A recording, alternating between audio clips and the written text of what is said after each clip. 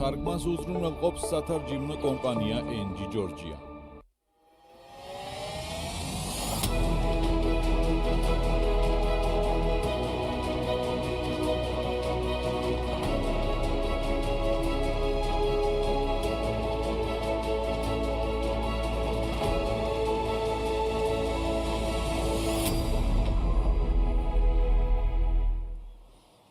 მოგესალმებით. ეს არის მსოფლიო როგორც ასეთი, მე გახლავართ ალექსი ბუკა-პეტრიაშვილი და განვიხილავთ მსოფლიოს ყველაზე ცხელ და მნიშვნელოვან თემებს, რომელიც მიმდინარეობს და ვითარდება ახლა და ამ წუთებში. დღეს ჩვენ სტუმრად გვყავს Science Post მიწვეული პროფესორი, ასევე ეს არის Tensor Strategics-ის ბლოგების ავტორი და ასევე გახლავთ გავლენიანი საერთაშორისო კვლევითი ორგანიზაციის SEPA's მიწვეული უფროსი მკვლევარი. Welcome, Nicholas Tensor, good friend of Georgia, good friend of Rondelli Foundation and Georgian people. ძალიან კარგი მეგობარი და ზოგადად ქართველი ხალხის მეგობარი, ჩვენთვის დიდი პატივია, რომ დღეს ჩვენთან ერთად ბრძანდებით, რათა განვიხილოთ მთავარი საერთაშორისო უსაფრთხოების და საჯარო ურთიერთობების საკითხები. ძალიან დიდი მადლობა ალექსი, ყოველთვის დიდი პატივი და სიამოვნებაა ჩემთვის თქვენთან და ქართულ მეგობრებთან ერთად ყოფნა. მადლობა ნიკოლას. ახლა ჩვენ ვიმყოფებით ძალიან მნიშვნელოვანი მოვლენების ცენტრში, რაც არის რუსეთის ომი უკრაინაში. ამჟამად ხედავთ და ვაკვირდებით სხვადასხვა მცდელობას საერთაშორისო საზოგადოებიდან, რათა მოლაპარაკების მაგიდასთან შევიკრიბოთ ვოლოდიმირ ზელენსკისთან ერთად, რათა ცეცხლის შეწყვეტის მოლაპარაკებები შედგეს. თუმცა თუ დავაკვირდებით ამ მცდელობებს პროცესთან მიმართებით, რათა მთავარ მოთამაშეებთან და აქტორებთან ერთად შედგეს ეს პროცესი მოლაპარაკების ფარგლებში და რა თქმა უნდა ეს არის გაგრძელება და ზრდაც კი მშვიდობიანი მოსახლეების და მოქალაქეების დაბომბვის მიმართულებით უკრაინაში და ბევრჯერ ყოფილხართ 5 კვირის წინ ბოლოს იყავით, როგორც ვიცი და როგორ არის აღქმული, რა არის მდგომარეობა უკრაინაში, არის თუ არა მოლოდინი იმასთან დაკავშირებით, რომ პუტინი იქნება მოლაპარაკებების მაგიდასთან პირველ რიგში და ასევე მინდა თქვენგან მოვისმინო პუტინის ნამდვილად სურს თუ არა ამ ომის დასრულება და ადამიანების მკვლელობის მოკვლის დასრულება. რა თქმა უნდა, არის ზოგადი შეფასება დასავლეთის ლიდერებს შორის და დასავლეთ ლიდერებს, უმეტესად ევროპულ ლიდერებს, ევროპელ ლიდერებს ვფიქრობ, ნაცვლად, ასე ვთქვათ, იაპონიის და კორეელი მეგობრებისა, მაგრამ რა თქმა უნდა, არ აქვს პუტინს ასეთი სურვილი მშვიდობისა და ეს უნდა იყოს პუტინის განზრახვა და მისი განზრახვა არის ის, რომ უკრაინა გაგრძელოს ან უკრაინა უბრალოდ პუტინმა გაგრძელოს ან უკრაინელი ხალხის მოკვლა ან მათი დასუსტება ან დატყვევება და ეს არის პუტინის განზრახვა. ამიტომ ვფიქრობ, როდესაც ჩვენ ვისმენთ ადამიანების ან ლიდერების მოსაზრებას, რომლებიც საუბრობენ მშვიდობის მოლაპარაკებებზე, მშვიდობის საუბრებზე რუსეთთან, ვფიქრობ, ეს შეუძლებელია და მცდარი თამაშია ჩემი მოსაზრებით, რადგან აბსოლუტურად არ არის სურვილი რუსეთის რეჟიმისთვის ომის დასრულებასთან დაკავშირებით, ხოლო როდესაც ცეცხლის შეწყვეტაზე ვსაუბრობთ, ეს ცოტათი განსხვავებულია. ცეცხლის შეწყვეტასთან დაკავშირებით შეიძლება იყოს გარკვეული შედეგი, თუმცა ეს არ ნიშნავს მშვიდობას. მოდი ამაზე ძალიან ცხადად შევთანხმდეთ. ამ შემთხვევაში ცეცხლის შეწყვეტა და პირობები, რაშიც შეიძლება ეს იქნას მიღწეული, არ ზრდის რუსეთის შესაძლებლობას. მაგალითად, რომ განვიხილოთ ამ თვალსაზრისით, თუ ცეცხლის შეწყვეტაზე ვიტყვით, რომ კი ბატონო შევწყვეთ მაგალითად შავი ზღვის რეგიონში ამის კეთებას რეგიონის მიმართებით, ამ შემთხვევაში რუსეთის გემები, რომელიც შავ ზღვაში დაბრუნდება იწვება, როგორც იცით, რაც ამ შემთხვევაში უკრაინელების მხრიდან ეს იყო შეზღუდული და ძალიან სახიფათო იქნება ეს ყველაფერი უკრაინისთვის, ამიტომ ძალიან ფრთხილად უნდა ვიყოთ ამასთან დაკავშირებით და კითხვა არის იმასთან დაკავშირებითაც, რას გრძნობენ უკრაინელები, თქვენი კითხვის მეორე ნაწილი და 6 ჯერ ვარ უკვე უკრაინაში ნამყოფი ომის დაწყებისგან დღემდე და ვფიქრობ, რომ უკრაინელების შეგრძნება და ემოცია არის ის, რომ პირველ რიგში მათ არ სურთ, რომ დანებდნენ. ყოფილი პრემიერ-მინისტრი უკრაინაში აღნიშნა, რომ თუ გავაგრძელებთ ბრძოლას, ჩვენი მტრის წინააღმდეგ, ვიცით, რომ წავაგებთ ათასობით ადამიანი, ათასობით ახალი ადამიანის სიცოცხლე დაიღუპება, მაგრამ თუ შევწყვეტ ბრძოლას, მაშინ მილიონობით ადამიანს დავკარგავთ და ეს არის მოსაზრება ბოლო პერიოდში, რასაც ყოფილა კვლევა ჩატარდა და რა თქმა უნდა კითხვა არ არის იმასთან დაკავშირებით, რომ ტერიტორიები უნდა დათმონ თუ არა, რასაც ვაკვირდებით უკვე ოკუპირებული ტერიტორიების შემთხვევაში, რაც არის ოკუპირებული რუსეთის მიერ, ამ შემთხვევაში მაგალითად კოლექტიური გაუპატიურება ქალების, რაც ხდება ბავშვების მოტაცება, გენოციდის ერთ-ერთი დანაშაული კრიმინალი არის ამ შემთხვევაში. 1958 წლის კონვენციის ფარგლებში და ეს არის მაგალითად შეიძლება იყოს ადამიანების სიკვდილის დაჟდას. კი, ამიტომ რა თქმა უნდა ტერიტორიების დათმობა არ სურთ და იციან, რომ რუსეთის შემთხვევაში, რაც უკვე მომხდარა, ეს არის ახალგაზრდა უკრაინელებისთვის საფრთხე და ისინი აგრძელებენ ბრძოლას და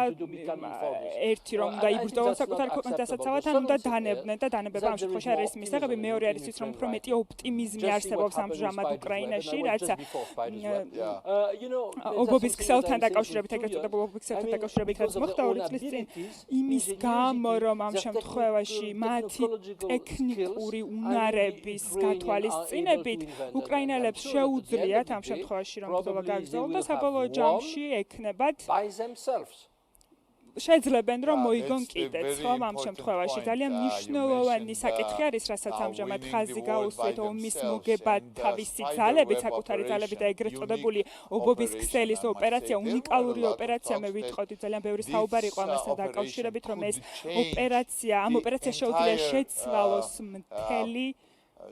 continuation and the process პროცესი და მისი გაგრძელება და თავად ომიც კი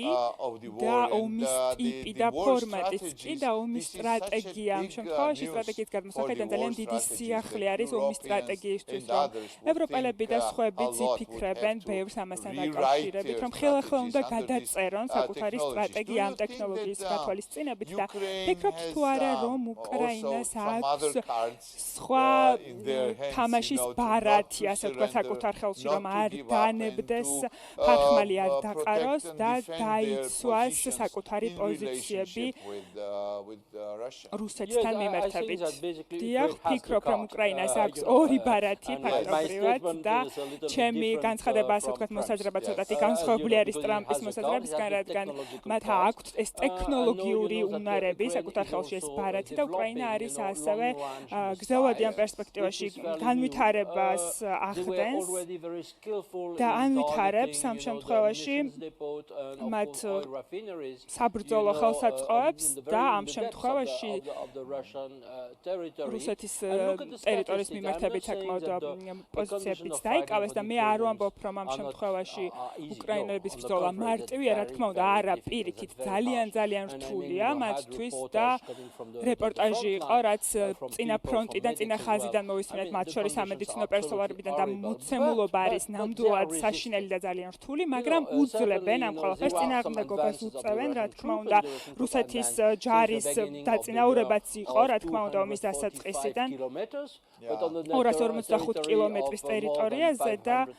5000-ზე მეტი კილომეტრი კვადრატი მოცულობა, რაც რა თქმა უნდა არ არის საკმარისი საბოლოო ჯამში, ამიტომ ზეწოლა არსებობს, უკვე ვიცით სამწუხაროდ რომ უკრაინის ძალებს არ შეუძლია საკუთარი ძალებით დაუყოვნებლივ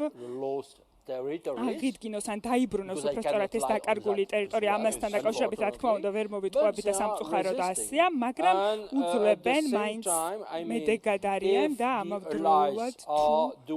მოკავშირეები საკუთარ ვალდებულებებს შეასრულებენ და მოკავშირეებში ამ შემთხვევაში ევროპულ ქვეყნებს გულისხმობ, ევროკავშირი, ნორვეგია, დიდი ბრიტანეთი, იაპონელებიც და ასე შემდეგ, რაც აღნიშნა დარწმუნებული ვარ, რომ წელიწად ნახევარში ან 2 წელიწადში უკრაინა შეძლებს ამის გაკეთებას, მაგრამ რა თქმა უნდა, ეს არის ის, რაც უნდა გააკეთონ ევროპელებმა, რათა ომის ეკონომიკაზე ფოკუსირდნენ, რათა მათი დანახარჯები გაიზარდოს მთლიანი შიდა პროდუქტის 5%-ით და ვფიქრობ, ეს სრულიად სავალდებულოა არა მხოლოდ უკრაინისთვის, არამედ იმისთვის, რომ ჩვენი თავებიც დავიცვათ ევროპის მასშტაბით და ვფიქრობ, ამ პირობებში, ამ მოცემულობაში შეიძლება ნამდვილად იყოს გამარჯვება, ხომ? ამიტომ რომ შევაჯამოთ, რაც აქამდე აღნიშნეთ, ვფიქრობ, რომ არ უნდა გქონდეს ასე ვთქვათ ილუზიური მშვიდობის გეგმა, არამედ უნდა გქონდეს გამარჯვების გეგმა. Of course, it is. რა თქმა უნდა, ეს აბსოლუტურად ძალიან მნიშვნელოვანია და ალბათ დამეთანხმებით იმაში, რომ ჯერ კიდევ ვისმენთ გარკვეული ევროპული ლიდერებისგან და მოკავშირეებისგან, რომ ისინი მაქსიმუმს გააკეთებენ, რაც არის საჭირო უკრაინისთვის, მაგრამ კიდევ ერთხელ ხას არ უსვამენ, რამდენი არის საჭირო უკრაინის გამარჯვებისთვის რუსეთზე. ამიტომ ეს არის, ვფიქრობ, ფსიქოლოგიური ბარიერი, რომელიც უნდა იქნას გადალახული. თქვენ ორი მნიშვნელოვანი საკითხს გაუსვით ხაზი. იმ შემთხვევაში თუ მოკავშირეები საკმარის ძალისხმევას გაიღებენ, როდესაც მოკავშირეები ასე აღნიშნეთ და ფიქრობთ, რომ არასაკმარის ძალისხმევას აკეთებენ, იმ თვალსაზრისით, რომ დახმარება და მხარდაჭერა გაუწიონ უკრაინას იქნება ეს ეკონომიკური, სამხედრო, ფინანსური, არ აკეთებენ საკმარის. ისინი მეტს აკეთებენ, ვიდრე აქამდე აკეთებენ, კი ბატონო, და ვფიქრობ, პროგრესი არის ამ შემთხვევაში ლიდერების აღქმაშიც, საფრთხეების აღქმაშიც კი, მაგალითად მაკრონმა, პრემიერ-მინისტრ შტაინმაიერმაც და ასევე მაგალითად შანსელომერმაც აღნიშნეს ცხადად, რომ რუსეთი არის საფრთხე არა მხოლოდ უკრაინისთვის, არამედ მთელი ევროპისთვის, ამიტომ ცნობიერების დონეზე, რასაც აღნიშნებენ ზოგი ამას 15 წლის წინაც კი ამბობდა, ცოტა მოგვიანებით გაიაზრეს ეს, მაგრამ საბოლოოდ ეს ყველაფერი მოხდა, ხომ ცნობიერების დონეზე გააზრება მოხდა. თუ გავითვალისწინებთ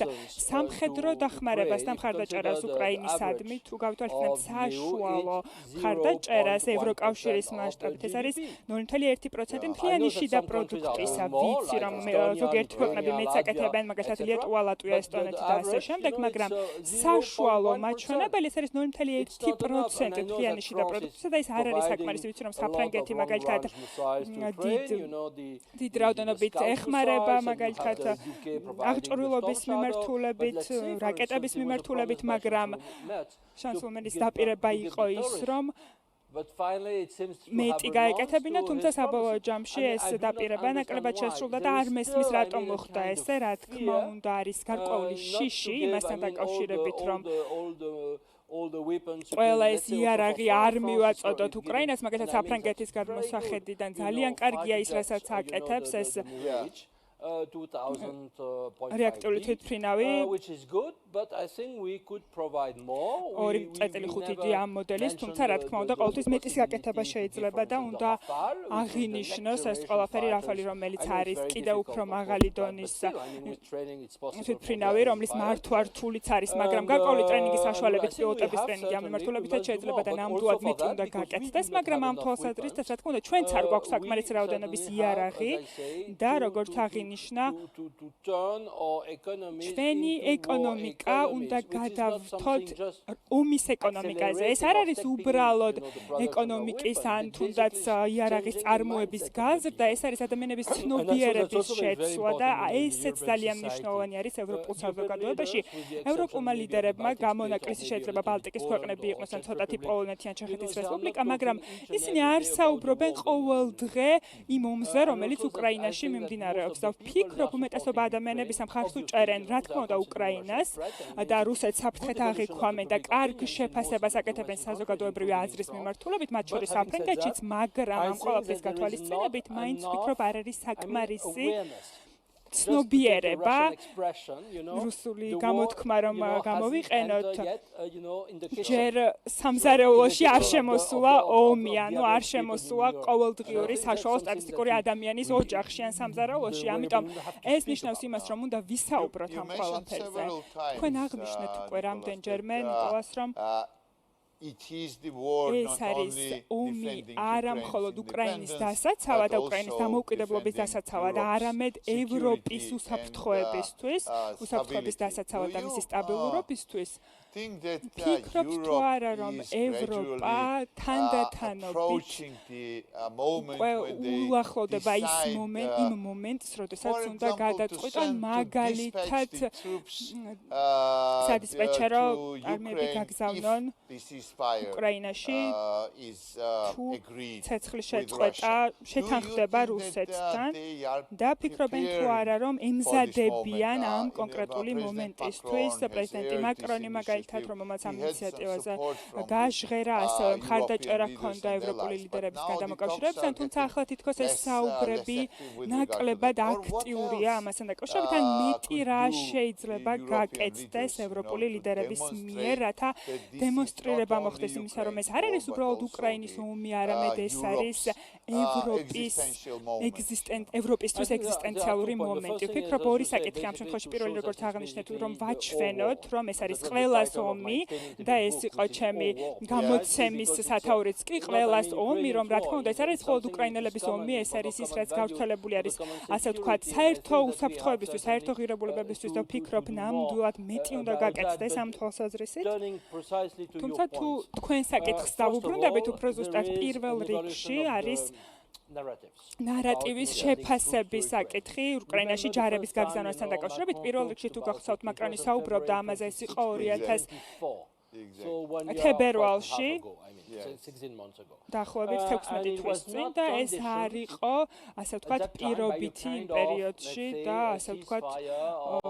ცეცხლის შეწყვეტა ან მშვიდობიანი მოლაპარაკებები მსგავსი რამ იმ პერიოდში არ იყო და ვფიქრობ ალბათ კარგი გადაწყვეტილება იყო რომ ეთქვათ რომ ჩვენ გავგზავნით ჯარებს იქნება თუ არა ცეცხლის შეწყვეტის სამშვიდობიანი მოლაპარაკებები რუსეთთან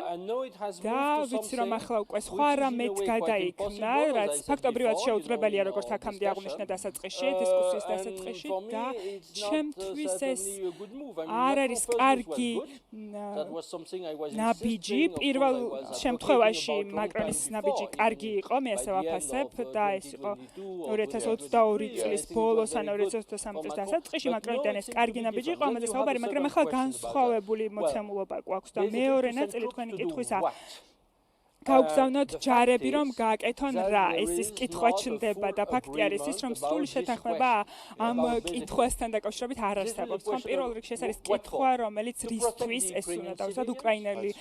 მოსახლეობის დასაცავად საზღვრის დასაცავად იმისთვის რომ რუსეთს ხელი შეუშალოთ რომ თავდასხმა არ მოხდეს და ეს უკვე რისკი არის ფაქტობრივად რომ შეიძლება ამ შემთხვევაში ამ ჯარებზე მოხდეს შეტევა და უკვე მათ შორის იყოს დანაკარგი და თუ არის რუსეთისგან შეტევა მაშინ რა იქნება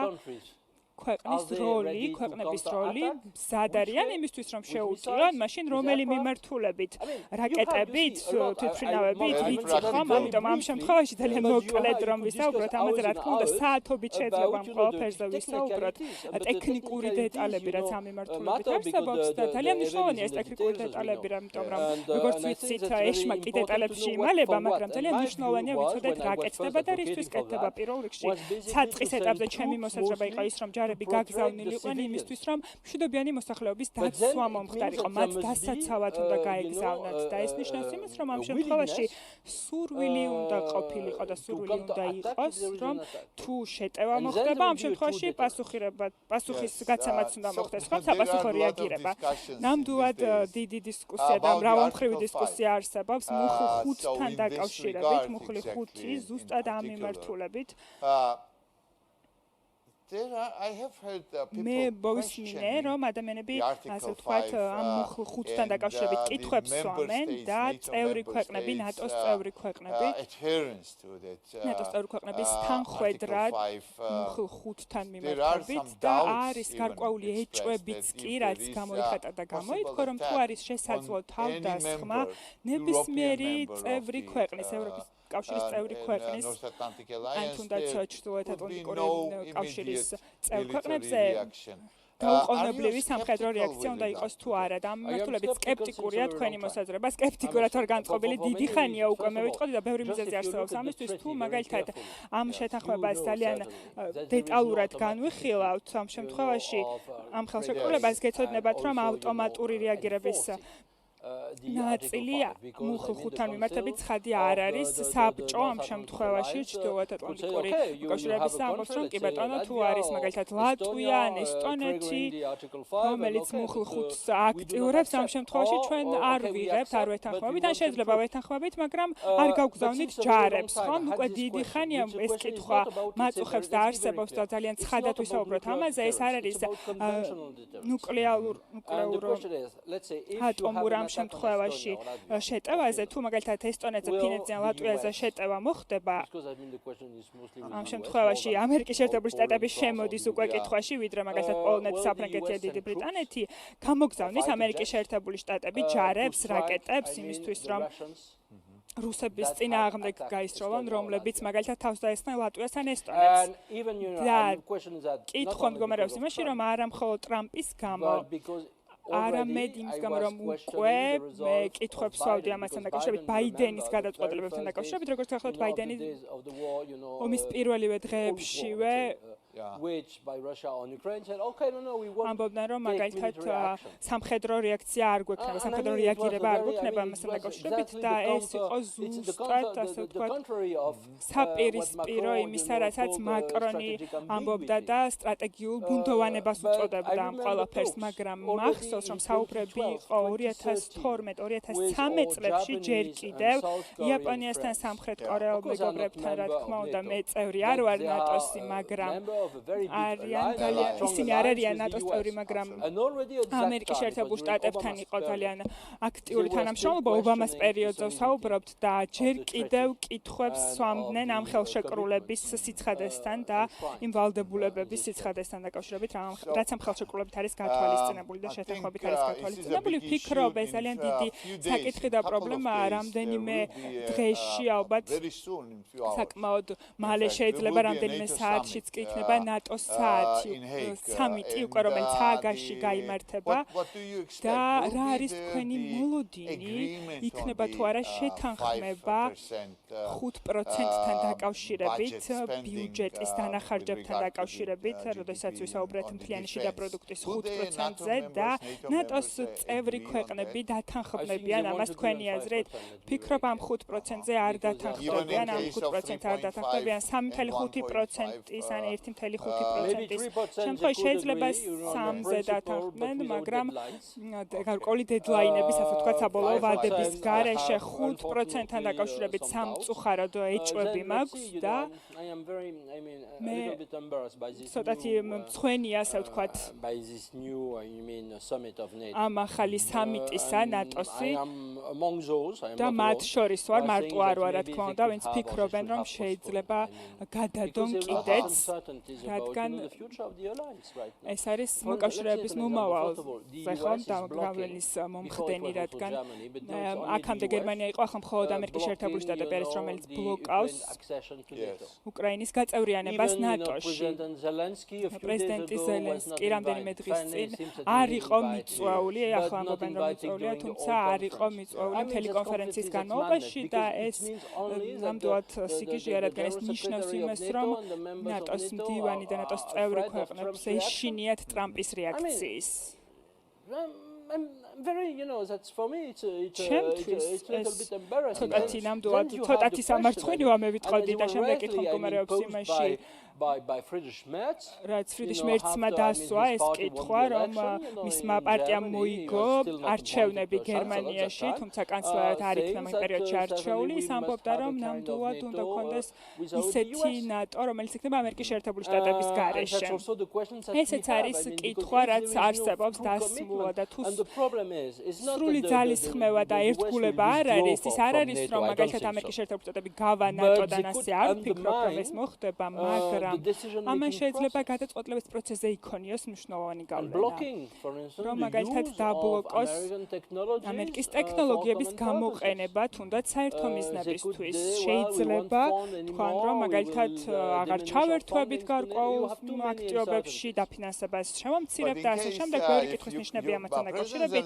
პრეზიდენტი ზელენსკი აღნიშნა, რომ უკრაინას აქვს შეთავაზება ამერიკის შეერთებული შტატების ბისთვის რომ ეს ტექნოლოგია იყიდოს, იარაღი შეისყიდოს და ითანამშრომლოს ამ უსაფრთხოების საინფორმაციო გაცვლის პროცესში და ფიქრობ თუ არა რომ ასეთი სახის თანამშრომლობა იქნება შემდეგი ნაბიჯი ან რაც შეიძლება მოხდეს ტრამპის ადმინისტრაციასა და უკრაინას და ევროპას შორის. ძალიან ცხადად შეგვიძლია ვთქვათ ამასთან დაკავშირებით, რომ პრეზიდენტი ზელენსკმა უკვე აღნიშნა 2 თვის წინ, ან შეიძლება 2 თვენახევრის წინ დაახლოებით და ეს უარყოფილი იქნა ტრამპის მიერ. იმიტომ რომ პრეზიდენტ ზელენსკმა უკვე თქვა, რომ მე მაქვს 10 მილიარდი დოლარი მაგიდაზე, ასე ვთქვათ, იმისთვის რომ ვიყიდო მეტი ის აღჭურვილობა, რომელიც გადაარჩენს სიცოცხლეს. ეს არ არის შეტევისთვის გამოყენებადი იარაღი, შეიძლება გამონაკლისის სახით რა თქმა უნდა, მაგრამ უმეტესად ეს არის ადამიანების დასაცავად და ტრამპმა თქვა არა. და ეს არის, ასე ვთქვათ, რუსეთთან პოზიციის ჩვენება, ხომ? ამიტომ ეს არის რეალური პრობლემა ევროპელებისთვის. პრობლემა არის ის, რომ ევროპელები შეიძლება მზად იყვნენ ნებისმიერ ამის გასაკეთებლად, თუმცა და რა თქმა უნდა მხარს უჭერენ ისინი უკრაინას, მაგრამ ისინი ფულს არ ითხოვენ ამისთვის და პრობლემა არის არ არის ფულთან დაკავშირებით, არამედ არის წარმოებასთან დაკავშირებით და სურვილთან დაკავშირებით, გარკვეული სახის იარაღთან დაკავშირებით. შეიძლება წარმოვიდგინოთ, რომ მაგალითად ევროპელები F-16 სამპატრიოტს მეც შეისყიდიან, შეიძლება იყოს ასე ვთქვათ უკრაინელების მიერ გამოყენებული შემდეგ, მაგრამ თუ ამერიკა იტყვის, რომ ეს აუკრძალოთ მაგალითად ამა თუ იმ იარაღის გამოყენება, შემდეგ უკვე რა ხდება, ხომ? რა თქმა უნდა, ამ შემთხვევაში ფიქრობ ნატოს სამიტი შეიძლება I hope that I will be happily surprised, but I am not დადებითად გაოცებული ვიქნები, მაგრამ დიდი მოლოდინები არ მაქვს ამ სამიტისგან. კი ბატონო, ასე ჩანს ნამდვილად, თუმცა უკრაინის საკითხი, უკრაინის პრობლემა ნამდვილად იქნება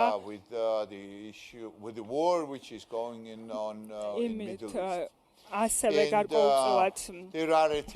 გააქტიურებული იმ ომით, რაც ახლო აღმოსავლეთში ხდება, სიტუაციის დეესკალაციასთან დაკავშირებით არის მცდელობები, რა თქმა უნდა, რომ გარკვეული მოლაპარაკებები შედგეს, მაგრამ რამდენად მაღალია შანსი ორივეს, ერთი რომ ესკალაცია ან დეესკალაცია მოხდეს რეგიონში, რადგან ჩვენ ამ შემთხვევაში ვართ ამ ყველაფრის შუაში, ომის შუაში ვიტყოდი, რაც მიმდინარეობს და ამან შეიძლება ესკალაცია მოახდინოს ან შესაძლო ამერიკის შეერთებული შტატების ჩართულობაც კი მოყვეს ამ ყველაფერს. ბევრი სხვადასხვა სახის პრობლემა არსებობს, რასაც ყურადღება უნდა მივაქციოთ ერთდროულად. პირველი, რასაც ვფიქრობ, რომ არ იქნება დიდი ესკალაცია და ვიცი, რომ არის გარკვეული, ასე ვთქვათ, კომენტარები ამასთან დაკავშირებით, განსაკუთრებით საფრანგეთის ტელევიზიაში მაგალითად ან სხვადასხვა გადაცემაში და აქამდე საუბრობდნენ საფრანგეთში ამაზე, რომ მაგალითად გარკვეული ქაოსი იქნება, ძალიან დიდი ქაოსის ნაწილი ვხდებით, შუა აღმოსავლეთში იქნება ცეცხლი და ასე შემდეგ. ეს იყო ასე ვთქვათ სენსაციური სათაურები, რაც გაჟღერებულა აქამდე, მაგრამ მე ასე არ ვფიქრობ. მე არ ვფიქრობ, ბევრი სხვადასხვა მიზეზის გამო არ არის ქვეყანა პაკისტანი გამონაკლისია, რომელიც მხარს უჭერს ირანს. ყველა ქვეყანა ასე ვთქვათ made by Israel. ისრაელი რასაც აკეთებს ეგრეთ წოდებული შავი საქმე, ასე ვთქვათ, ამ შემთხვევაში ემირატებში, არაბეთში და ასე შემდეგ ან სხვა ლოკაციებზე. და ფაქტობრივად არის ძალიან დიდი ზემდგომი პოზიცია ამ შემთხვევაში და მოწინავეობა ისრაელის მხარეს, ისინი არიან, ასე ვთქვათ, ირანეთის ცის მფლობელები ამ შემთხვევაში, გარკვეული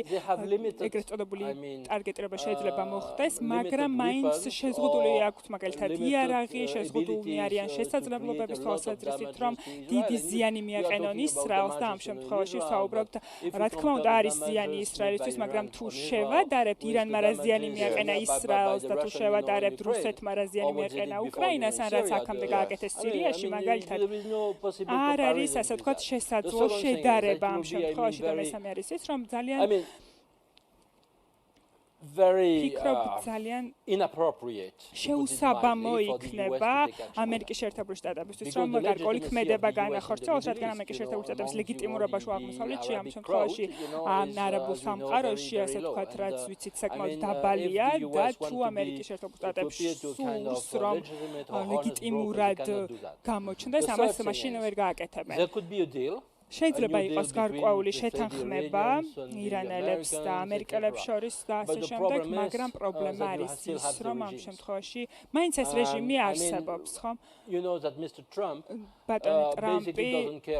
ბატონ ტრამპს რეჟიმი დიდად არ ადადებს ადამიანის უფლებების დარღვევა, დიდად არ ადადებს ის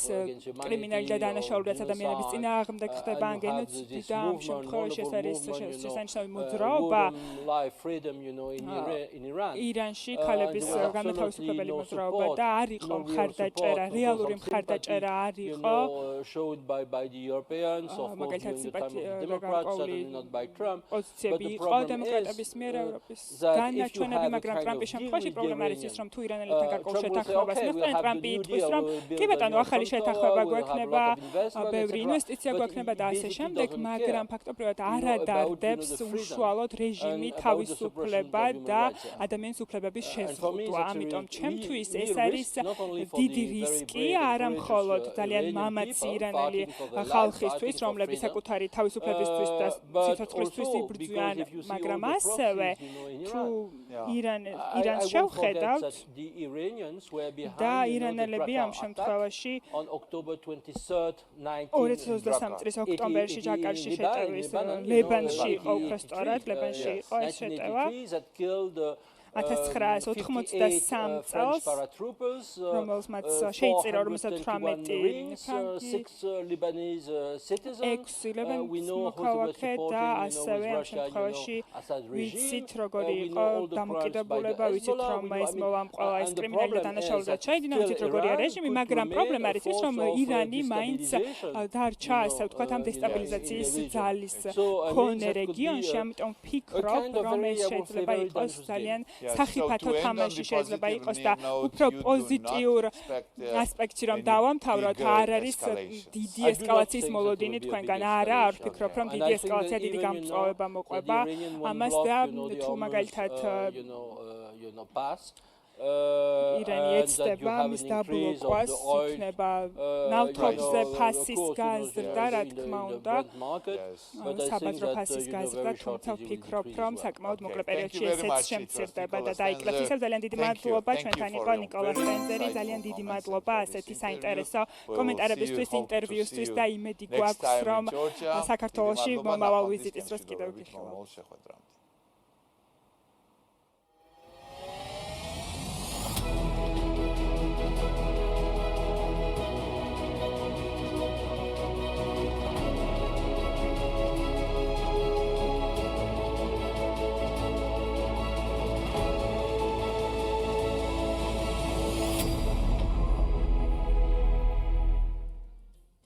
თარგმანს უზრუნველყოფს სათარჯიმნო კომპანია NG Georgia.